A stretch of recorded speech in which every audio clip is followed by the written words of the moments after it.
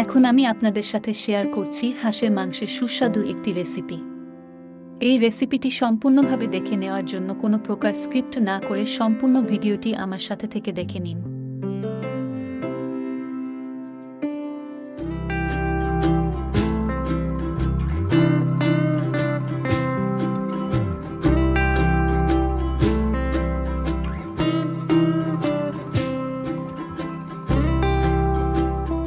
হাঁসের মাংসগুলো পছন্দ মতো পিস করে পরিষ্কার করে ধুয়ে নিয়েছি, সাথে নিয়েছি আলু।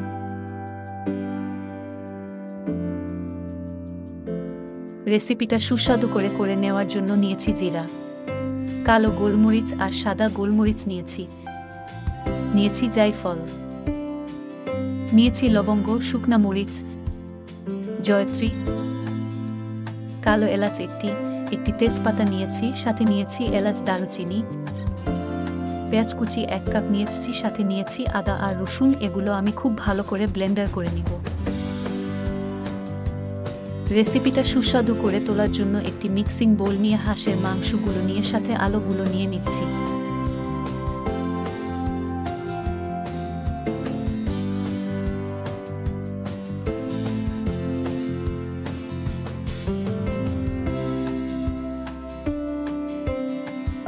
মিডিয়াম সাইজের একটি লেবুর রস এর সাথে দিয়ে দিচ্ছি,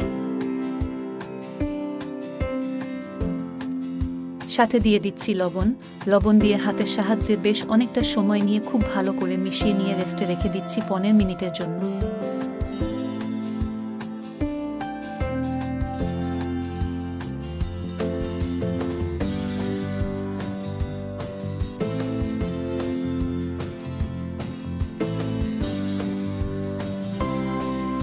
মিডিয়াম সাইজের 4টি পেঁয়াজ কুচি করে রেখেছিলাম এর সাথে দিয়ে দিচ্ছি।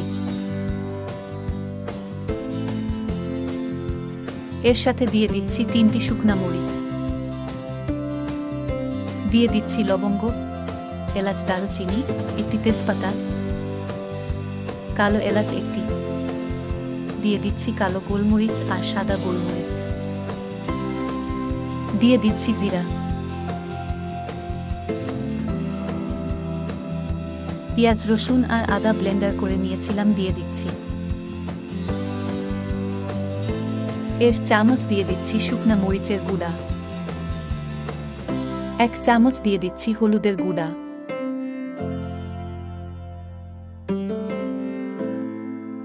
দিয়ে দিচ্ছি ধনিয়ার গুঁড়া,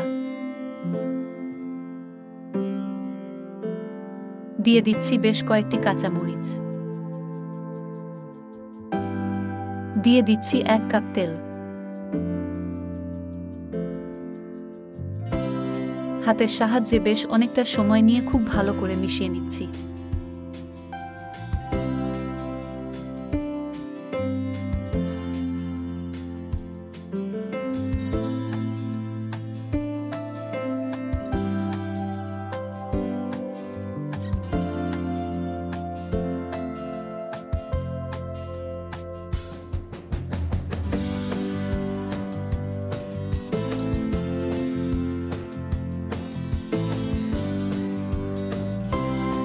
বেশ অনেকটা সময় নিয়ে খুব ভালো করে মিশিয়ে নেওয়ার পর একটি ঢাকনা দিয়ে ঢেকে দিয়ে 40 মিনিটের জন্য রেস্টে রেখে দিচ্ছি। 40 মিনিট পর ঢাকনাটা তুলে নিয়ে দেখিয়ে দিচ্ছি। তেলটা কিন্তু খুব সুন্দর উপরে চলে এসেছে, দেখেই বোঝা যাচ্ছে ম্যারিনেশনটা কতটা ভালো হয়েছে। চুলাটা অন করে দিয়ে হাঁড়িটা হালকা গরম হয়ে গেলে ম্যারিনেট করে রাখা মাংস দিয়ে দিচ্ছি।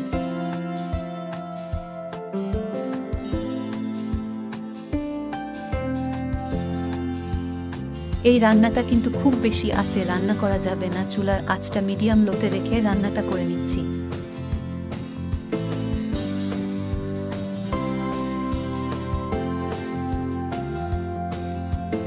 মিডিয়াম লো আঁচে রেখে 5-7 মিনিট রান্না করে নেওয়ার পর একটি ঢাকনা দিয়ে ঢেকে দিচ্ছি। এই রান্নাটা কিন্তু ঢাকনা দিয়ে ঢেকেই করে নিই। বেশ কিছু টাইম পর ঢাকনাটা তুলে নিয়ে নেড়ে দিচ্ছি, না হলে কিন্তু কড়াইতে লেগে যেতে পারে।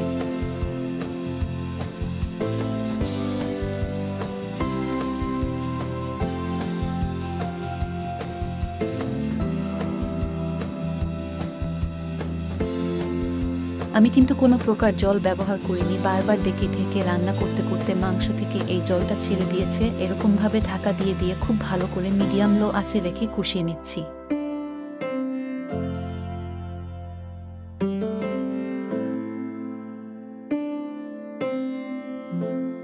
বেশ অনেকটা সময় নিয়ে খুব ভালো করে কষিয়ে নিতে নিতে যখন সবটা জল শুকিয়ে মশলার গায়ে ঠিক এরকমভাবে তেল ছেড়ে দিয়েছে, তখন দিয়ে দিচ্ছি জল। জল দিয়ে দেওয়ার পর চুলার আঁচটা মিডিয়াম লো থেকে বাড়িয়ে মিডিয়ামে নিয়ে বেশ অনেকটা সময় রান্না করে নিচ্ছি।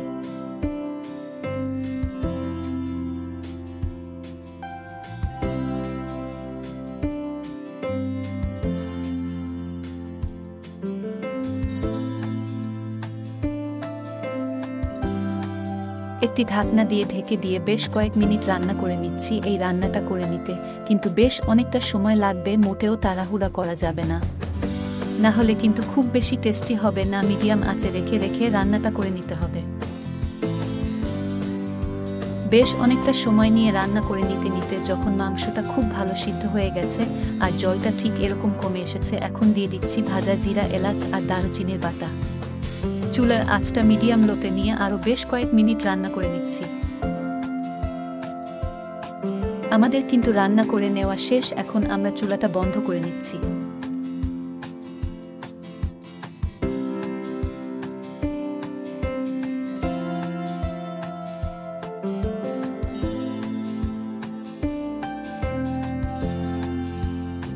হাঁসের মাংসের এই রেসিপিটা দেখতেও যেমন লোভনীয় হয়েছে, খেতেও কিন্তু দুর্দান্ত সুস্বাদু হয়েছিল। আমি অফ ক্যামেরায় টেস্ট করে নিয়েছিলাম। এই ভিডিওটি দেখে আপনাদের কেমন লেগেছে অবশ্যই কমেন্টস করে জানিয়ে দিবেন। ভালো লাগলে লাইক করবেন, শেয়ার করবেন এবং সাবস্ক্রাইব করে আমার চ্যানেলের সাথেই থাকবেন।